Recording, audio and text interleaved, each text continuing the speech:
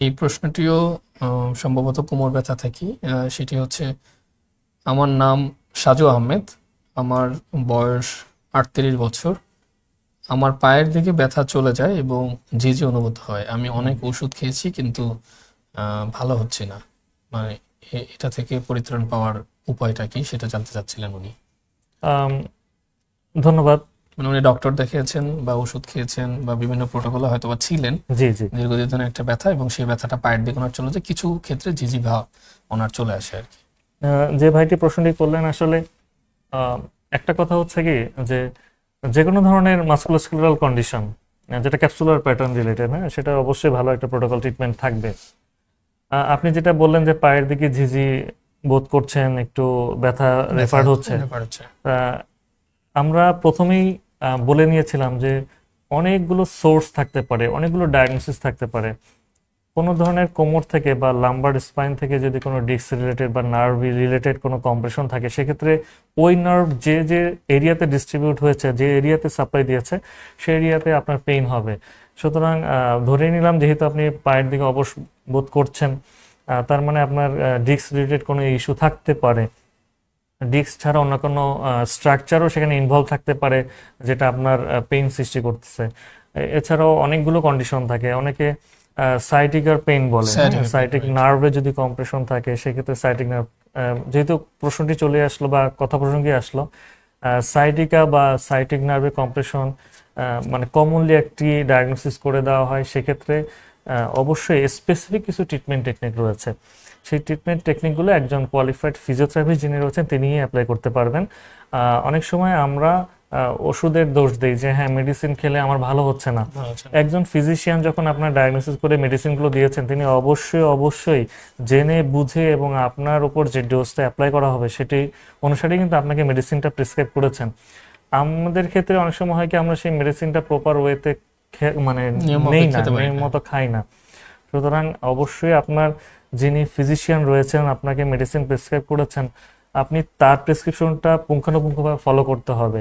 কারণ সেই ডোজ যদি এক্স্যাক্টলি। আপনি অল্টারেশন করেন, তাহলে শুধু শুধু তো ফিজিশিয়ানের দোষ দিয়ে লাভ নাই যে ওষুধ খেলে লাভ হচ্ছে না।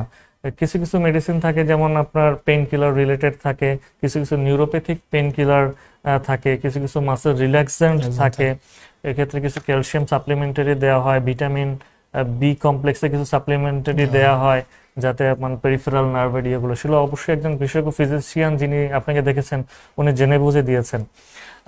আমার মানে পরামর্শ হচ্ছে সেই ধরনের মেডিসিনগুলো অবশ্যই অবশ্যই কন্টিনিউ করবেন, এবং এর সাথে যেগুলো হচ্ছে আপনার হাতে কলমের চিকিৎসা বা আপনার ফিজিক্যালি কিছু এক্সারসাইজ করাতে হবে, সেগুলো জন্য আপনি একজন কোয়ালিফাইড ফিজিওথেরাপিস্টের শরণাপন্ন হয়ে তা আপনার প্রপার ডায়াগনোসিস করাবেন, দেন আপনার সেই ট্রিটমেন্ট কন্টিনিউ করবে। কারণ ওভারঅল একটি ব্যাক পেন হলে হচ্ছে আপনার বেশ কিছু মেডিসিন দিতে হবে। এখন এই ব্যাক পেন কিসের জন্য অ্যারাইজ হলো, কোন কোন স্ট্রাকচার এর জন্য দায়ী, সেই ক্লিনিক্যাল অ্যাসেসমেন্টটা অবশ্যই একজন জরুরি। ফিজিওথেরাপিস্ট করবে। আপনার কোন মাসেল, দেখা যাচ্ছে যে পিছনে অনেক ধরনের মাংসপেশি মাসেল। রয়েছে আমাদের, কোনো কোয়াড্রেটাস লাম্বোরাম নামে একটা মাসেল আছে, মোস্ট কমনলি একটা এফেক্টেড থাকে, অনেক বড় ধরনের মাসেল থাকে আমাদের পিঠে, অনেক অনেক বড় বড় মাসেল, লেটস আছে, ইরেক্টর স্পাইনি বা বিভিন্ন ধরনের প্রোটোকল, সেগুলো স্পেসিফিক এই যে মাসেলগুলোর নাম বললাম না, সেগুলো হচ্ছে একজন ফিজিওথেরাপিস্ট হাতে কলমে আইডেন্টিফাই করে কোন স্ট্রাকচারটা আপনার হাইপো অ্যাক্টিভ, ইনভলভ। কোনটা হাইপার অ্যাক্টিভ, কোনটা ইনভলভমেন্ট আছে, সেটা অবশ্যই তিনি যাচাই বাছাই করবেন এবং সেই অনুসারে ডিরেকশনাল ট্রিটমেন্ট হবে। সেই ডিরেকশনাল ট্রিটমেন্টটা আপনার অনেক সময় আমরা যেহেতু ইউটিউবে দেখি যে হ্যাঁ অনেকে বুক ডাউন দিতে হবে বা অনেক সময় ভাঁজ করতে হবে হাঁটু ভাঁজ করে, এই ডিরেকশনটা ঠিক করে দেবে একজন ফিজিওথেরাপিস্ট। রাইট। একই ধরনের ডায়াগনোসিস কিন্তু আপনার ক্ষেত্রে এক ধরনের ডিরেকশন, অন্য একটা পেশেন্টের ক্ষেত্রে অন্য এক অন্য ধরনের ধরনের ডিরেকশন ডিশ। থাকতে পারে।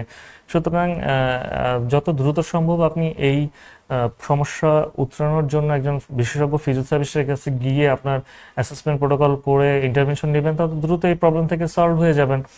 আদারওয়াইজ যদি দেখা যাচ্ছে দীর্ঘদিন যাবত ওষুধেও কাজ হচ্ছে না, খাচ্ছি না, কোনো ট্রিটমেন্ট নিচ্ছি না, কিন্তু পরবর্তী লেটার স্টেজে দেখা যায় ওই কম্প্রেশনটা বাড়তে বাড়তে আপনার পায়ের প্যারালাইসিস পর্যন্ত হয়ে যেতে পারে, পায়ের পাতা ড্রপ হয়ে যেতে পারে, পায়ের পাতা পড়ে যেতে পারে, হাঁটতে গেলে ড্র্যাগিং হয়, অনেক ক্ষেত্রে বাউল ব্লাড মানে প্রস্রাব পায়খানার যে অনুভূতি থাকে এটাও কিন্তু চলে যায়। চলে যায়। সেক্ষেত্রে একদম ইমিডিয়েটলি আপনার সার্জিক্যাল সার্জারি প্রসিডিউরে প্রসিডিউর যাওয়া ছাড়া কোনো উপায় নেই। খুবই ডিফিকাল্ট। সো এখন আমাদের পরামর্শ হচ্ছে যতটুকু মিনিমাম লেভেলে থাকে সেই মিনিমাম লেভেলে থাকা অবস্থায় অবশ্যই আপনি খুব দ্রুতই একজন ফিজিওথেরাপিস্টের কাছে গিয়ে আপনার ফিজিওথেরাপি অ্যান্ড রিহ্যাবিলিটেশন ইন্টারভেনশনটা গ্রহণ করবেন।